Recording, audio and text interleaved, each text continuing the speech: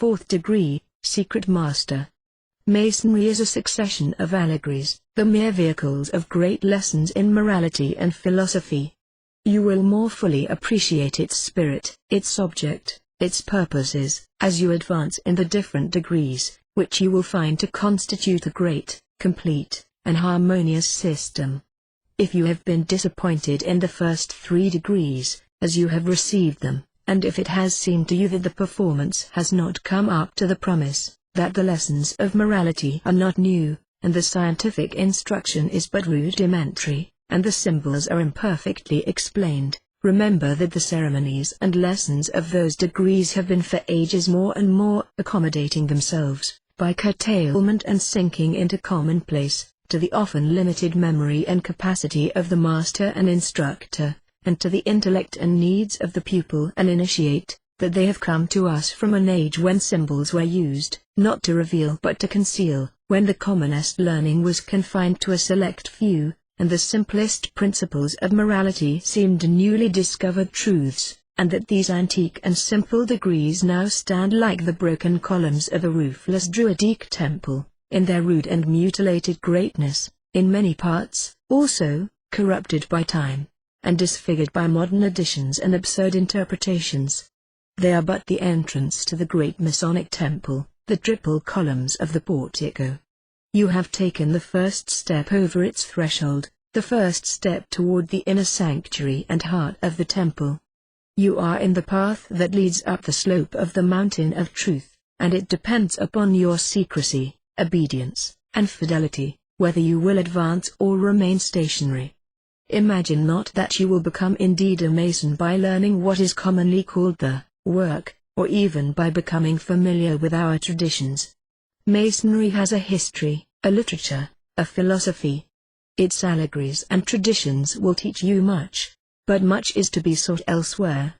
The streams of learning that now flow full and broad must be followed to their heads in the springs that well up in the remote past, and you will there find the origin and meaning of Masonry.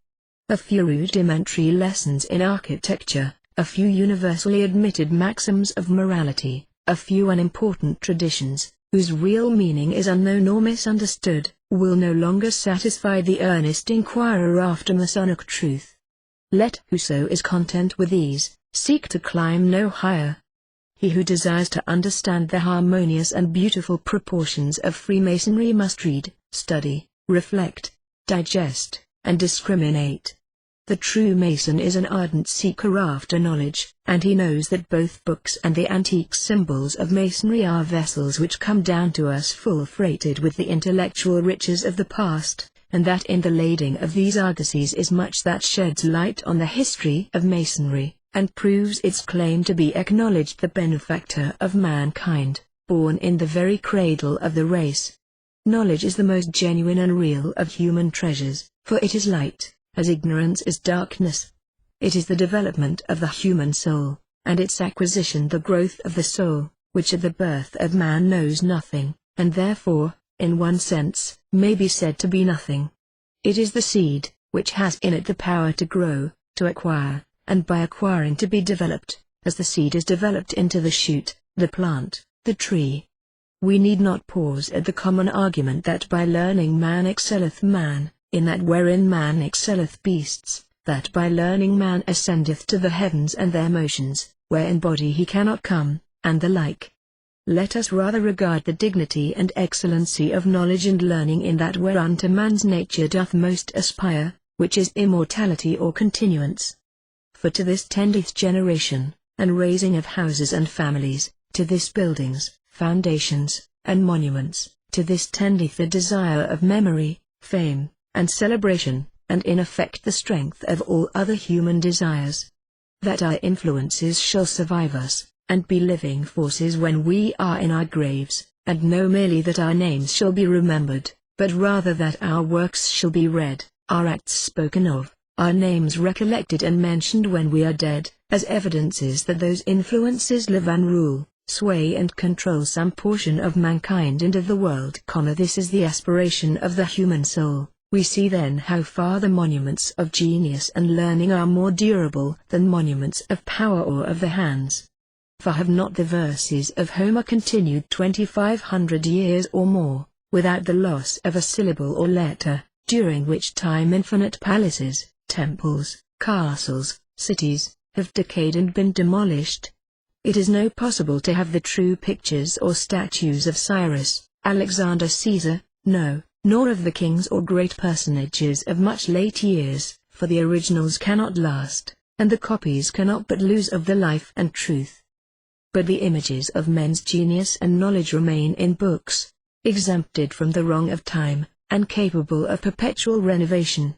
Neither are they fitly to be called images, because they generate still, and cast their seeds in the minds of others, provoking and causing infinite actions and opinions in succeeding ages, so that if the invention of a ship was thought so noble, which carrieth riches and commodities from place to place, and consociateth the most remote regions in participation of their fruits, how much more are letters to be magnified which, as ships, pass through the vast seas of time, and make age so distant to participate of the wisdom, illumination, and inventions, the one of the other. To learn, to attain knowledge, to be wise, is a necessity for every truly noble soul, to teach, to communicate that knowledge, to share that wisdom with others, and not churlishly to lock up his exchequer, and place a sentinel at the door to drive away the needy, is equally an impulse of a noble nature, and the worthiest work of man. There was a little city, says the preacher, the son of David, and few men within it, and there came a great king against it and besieged it, and built great bulwarks against it. Now there was found in it a poor wise man, and he by his wisdom delivered the city, yet no man remembered that same poor man. Then said I, wisdom is better than strength. Nevertheless, the poor man's wisdom is despised, and his words are not heard. If it should chance to you, my brother, to do mankind good service, and be rewarded with indifference and forgetfulness only, still be not discouraged, but remember the further advice of the wise king, in the morning sow the seed, and in the evening withhold not thy hand, for thou knowest not which shall prosper, this or that, or whether both shall be alike good. Sow you the seed, whoever reaps. Learn, that you may be enabled to do good, and do so because it is right, finding in the act itself ample reward and recompense. To attain the truth, and to serve our fellows, our country, and mankind, this is the noblest destiny of man. Hereafter and all your life it is to be your object. If you desire to ascend to that destiny, advance. If you have other and less noble objects, and are contented with a lower flight, halt here. Let others scale the heights, and Masonry fulfill her mission. If you will advance, gird up your loins for the struggle.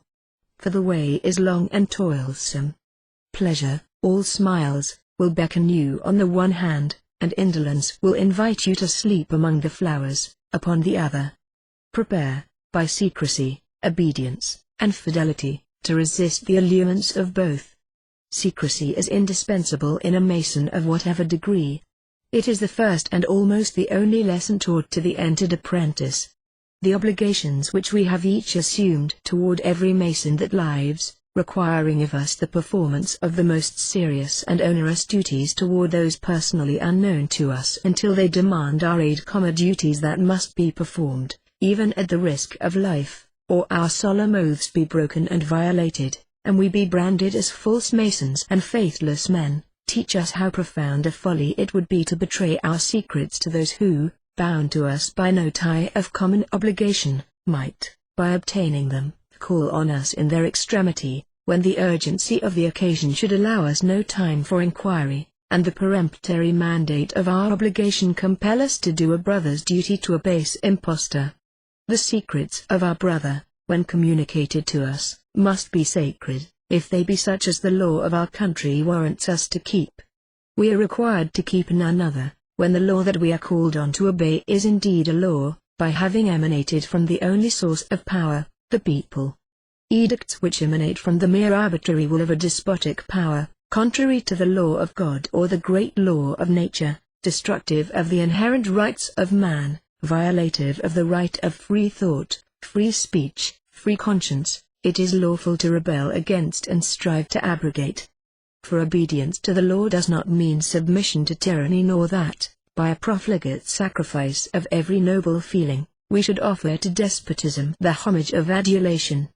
As every new victim falls, we may lift our voice in still louder flattery. We may fall at the proud feet, we may beg, as a boon, the honor of kissing that bloody hand which has been lifted against the helpless. We may do more, we may bring the altar and the sacrifice, and implore the God not to ascend too soon to heaven.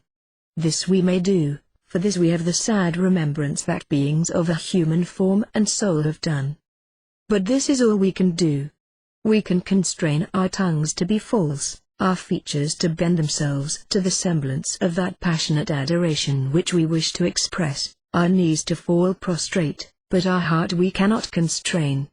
A virtue must still have a voice which is not to be drowned by hymns and acclamations, that the crimes which we laud as virtues, are crimes still, and he whom we have made a god is the most contemptible of mankind, if, indeed, we do not feel, perhaps, that we are ourselves still more contemptible.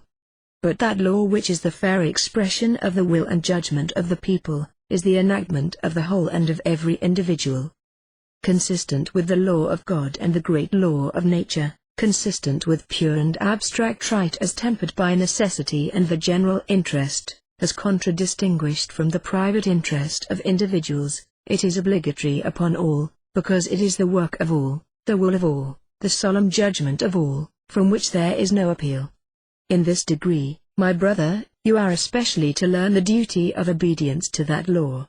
There is one true and original law, conformable to reason and to nature, diffused over all, invariable, eternal, which calls to the fulfillment of duty and to abstinence from injustice, and calls with that irresistible voice which is felt in all its authority wherever it is heard. This law cannot be abrogated or diminished, or its sanctions affected, by any law of man. A whole Senate, a whole people, cannot dissent from its paramount obligation. It requires no commentator to render it distinctly intelligible, nor is it one thing at Rome, another at Athens, one thing now, and another in the ages to come, but in all times and in all nations, it is, and has been, and will be, one and everlasting. One is that God, its great author and promulgator, who is the common sovereign of all mankind, is himself one. No man can disobey it without flying, as it were, from his own bosom, and repudiating his nature, and in this very act he will inflict on himself the severest of retributions, even though he escape what is regarded as punishment. It is our duty to obey the laws of our country, and to be careful that prejudice or passion, fancy or affection, error and illusion, be not mistaken for conscience. Nothing is more usual than to pretend conscience in all the actions of man which are public and cannot be concealed. The disobedient refuse to submit to the laws, and they also in many cases pretend conscience, and so disobedience and rebellion become conscience, in which there is neither knowledge nor revelation, nor truth nor charity, nor reason or religion. Conscience is tied to laws. Right or sure conscience is right reason reduced to practice, and conducting moral actions, while perverse conscience is seated in the fancy or affections, a heap of irregular principles and irregular defects, and is the same in conscience as deformity is in the body, or peevishness in the affections. It is not enough that the conscience be taught by nature, but it must be taught by God, conducted by reason, made operative by discourse, assisted by choice, instructed by laws and sober principles, and then it is right, and it may be sure. All the general measures of justice are the laws of God, and therefore they constitute the general rules of government for the conscience, but necessity also hath a large voice in the arrangement of human affairs, and the disposal of human relations, and the dispositions of human laws, and these general measures, like a great river into little streams, are deduced into little rivulets and particularities, by the laws and customs, by the sentences and agreements of men, and by the absolute despotism of necessity, that will not allow perfect and abstract justice and equity to be the sole rule of civil government in an imperfect world, and that must needs be law which is for the greatest good of the greatest number. When thou vowest a vow unto God, defer not to pay it. It is better thou shouldest not vow than thou shouldest vow and not pay. Be not rash with thy mouth, and let not thine heart be hasty to utter anything before God, for God is in heaven, and thou art upon earth, therefore let thy words be few. Weigh well what it is you promise, but once the promise and pledge are given, remember that he who is false to his obligation will be false to his family, his friends, his country, and his God. Fide servalda est faith plighted is ever to be kept, was a maxim and an axiom even among pagans. The virtuous Roman said, either let not that which seems expedient be base, or if it be base, let it not seem expedient. What is there which that so-called expediency can bring, so valuable as that which it takes away, if it deprives you of the name of a good man and robs you of your integrity and honor? In all ages, he who violates his plighted word has been held unspeakably base. The word of a mason, like the word of a knight in the times of chivalry, once given must be sacred, and the judgment of his brothers, upon him who violates his pledge, should be stern as the judgments of the Roman censors against him who violated his oath. Good faith is revered among Masons as it was among the Romans, who placed its statue in the Capitol, next to that of Jupiter Maximus Optimus, and we, like them, hold that calamity should always be chosen rather than baseness, and with the knights of old, that one should always die rather than be dishonored. Be faithful, therefore, to the promises you make, to the pledges you give, and to the vows that you assume, since to break either is base and dishonorable. Be faithful to your family, and perform all the duties of a good father, a good son, a good husband, and a good brother. Be faithful to your friends, for true friendship is of a nature not only to survive through all the vicissitudes of life, but to continue through an endless duration, not only to stand the shock of conflicting opinions, and the roar of the revolution that shakes the world, but to last when the heavens are no more, and to spring fresh from the ruins of the universe. Be faithful to your country, and prefer its dignity and honor to any degree of popularity and honor for yourself, consulting its interest rather than your own, and rather than the pleasure and gratification of the people, which are often at variance with their welfare. Be faithful to Masonry, which is to be faithful to the best interests of mankind. Labor, by precept and example, to elevate the standard of Masonic character, to enlarge its sphere of influence, to popularize its teachings, and to make all men know it for the great apostle of peace, harmony, and goodwill on earth among men, of liberty, equality, and fraternity. Masonry is useful to all men to the learned, because it affords them the opportunity of exercising their talents upon subjects